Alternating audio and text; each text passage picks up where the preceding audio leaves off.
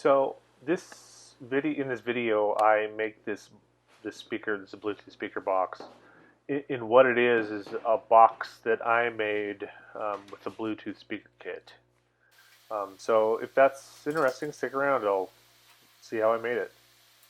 Um, so right here, I'm just milling up some boards. The white colored wood is maple, and I forget the dark colored wood. Um, but these are some scraps I've had laying around. I don't throw scraps this size away, so I have scraps like this just laying around. So, and this is a pretty typical for the way I work. For if I'm doing woodworking, is I'll mill it on the bandsaw, cut it close to size, and then I'll take it to the joiner, and then the planer last. And getting these pieces of maple to size. The darker wood that I used for the box was already milled up and nice. I think I got that smaller piece from Woodcraft. I was going to use it for knife scales, but it's nice for these kind of little projects. Um, then all I'm doing is cutting this to size on my crockett sled here. And then this is a finger joint jig or box joint jig, 1/4 inch, and I got two blades for my dado set. So this is 1/4 inch cuts. And that board that you see is just attached to my miter gauge that came with my table saw. And then one trick that I like to use if I'm doing this kind of joinery is you see that little piece of hardboard that I got on the fence of that jig. In that, just make sure that I got a zero clearance to my fence there. That way, it kind of minimizes chip out. And then just cutting all the fingers. Usually, what I'll do is cut the end pieces first, and then just line them up with the long pieces, and make sure that I'm getting my joint in alignment.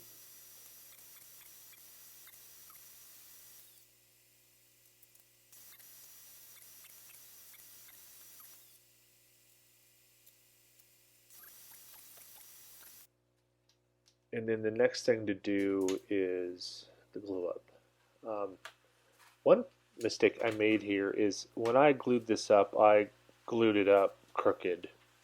So it doesn't look terrible in the end box. It could look better though, and really without too much effort. I mean, once you're at this point gluing it up and clamping it up, then just checking for squareness isn't that big a deal. But I didn't, so it's kind of hard to see in the way that I shot this.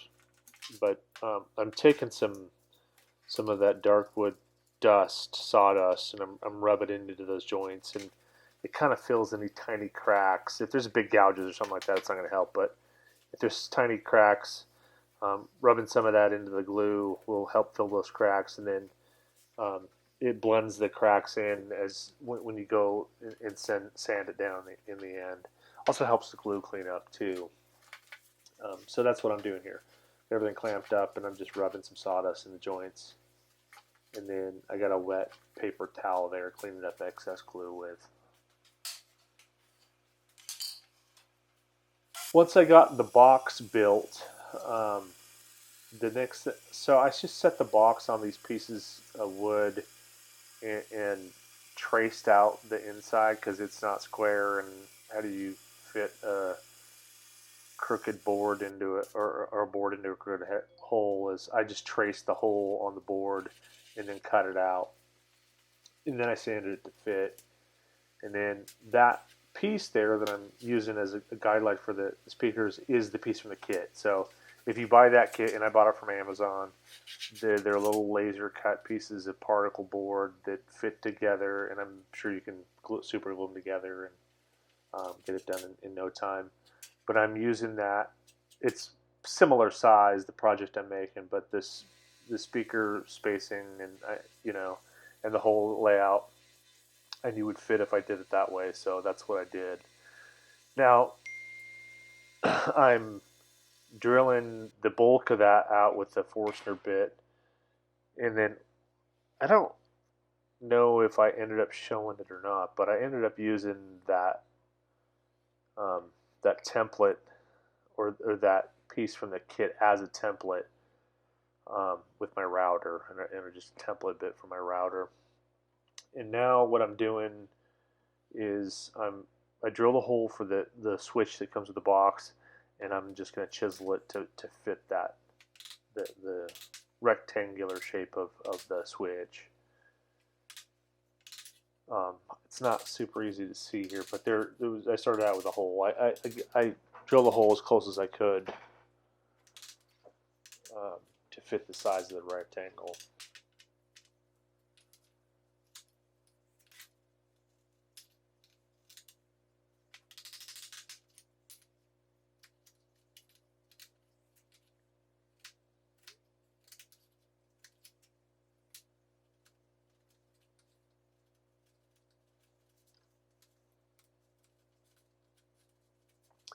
I also beveled out kind of the backside where the switch is going to be into a little bit. I thought it might make it a little easier because I was planning on putting a little bit of hot glue in there.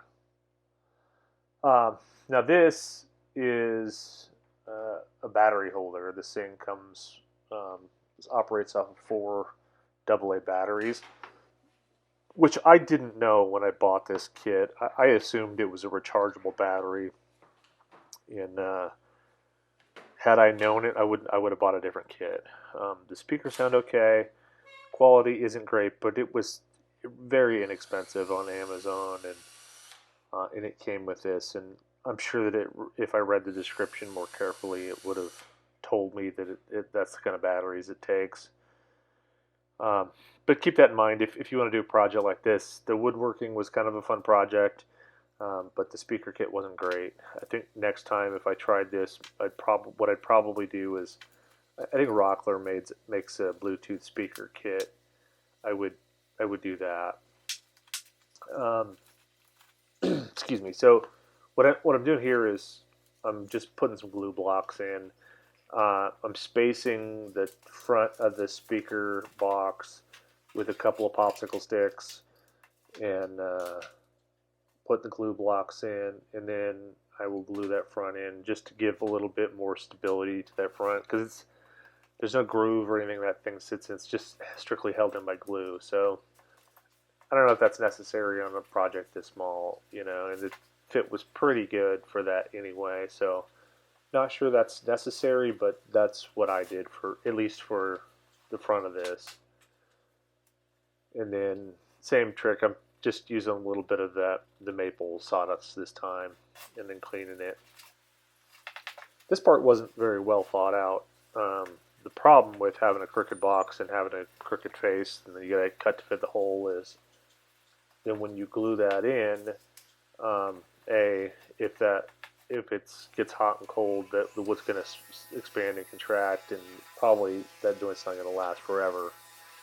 And then B is how do you sand that, especially if you recess it the way I did. So it wasn't a great plan for this. Anyway, so right here I'm using that's a disc sander, homemade disc sander that I'm using, and just flattening out the box joint or the finger joints, and that's a pretty rough disc on there. Like I think it's a 30 grit, 32 grit, something like that. Got it all flat, and now I'm using the palm sander to clean it up. And it actually turned out pretty nice.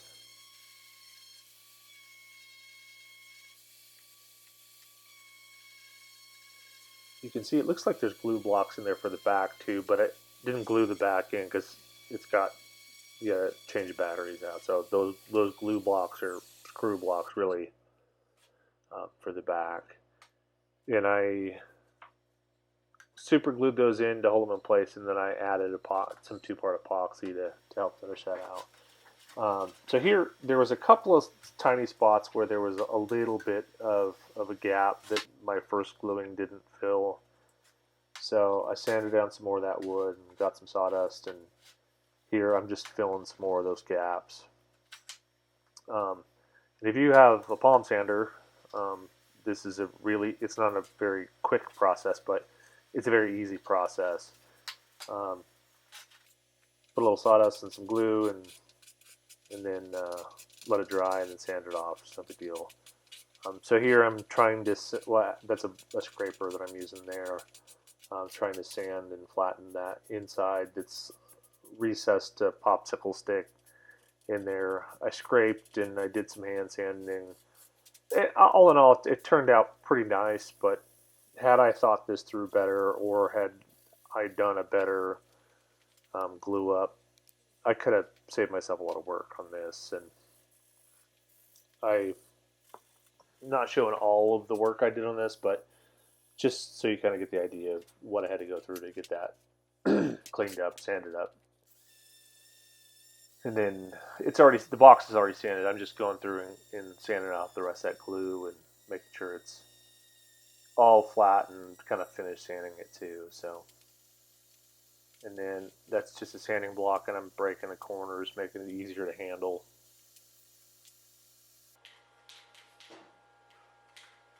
And then what I'm doing is, this is just clear paint, clear coat, and that angled piece is just a stand for me to put that on.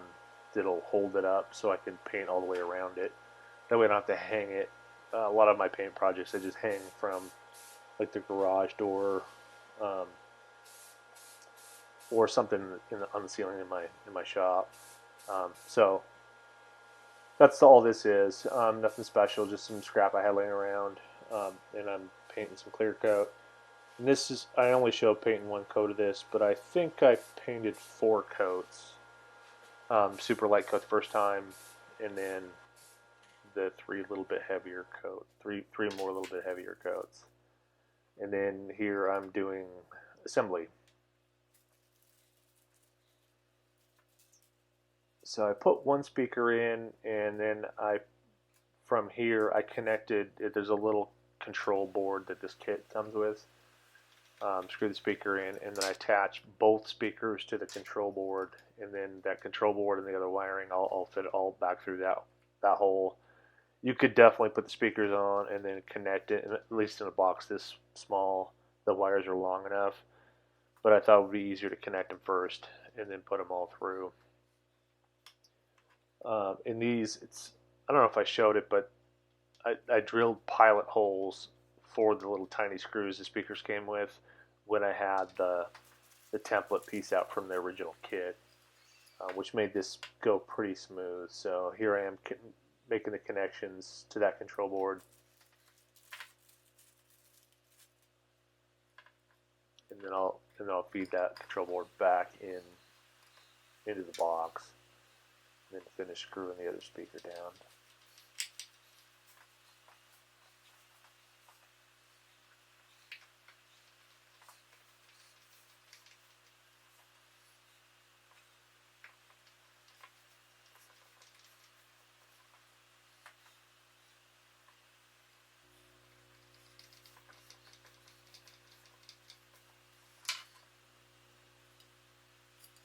Okay, now the speakers are in, and the next thing to do is to mount the switch and the battery holder. Um, and this is the battery holder is just this very simple, couple screws holding it down,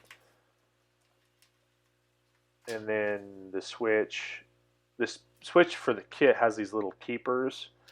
Um, so if you use the wood that comes in the kit, you wouldn't have to do this. But so I'm just trimming the hole for that just a tiny bit more, and then once I get that, it's a little toggle switch. Once I get that little toggle switch in, I'll end up hot gluing that in place. It's a pretty snug fit. It probably wouldn't have fallen out anyway, but you never know. So got the switch in, and then here I'm gluing the wires to the battery holder down up tight to the body, so they don't get pinched when.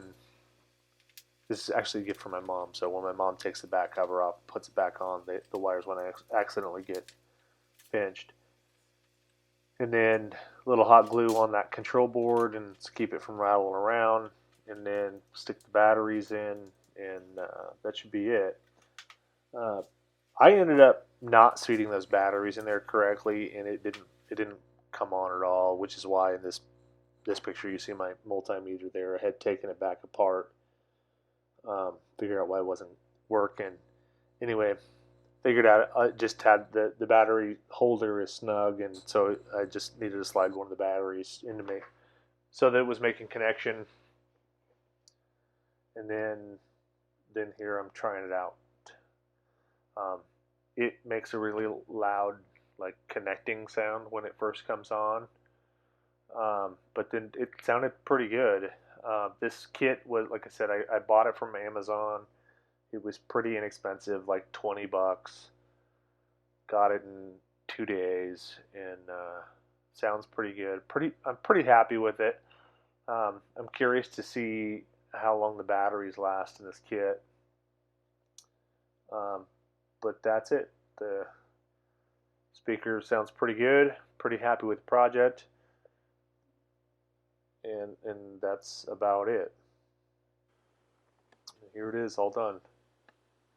Um, Thanks for watching.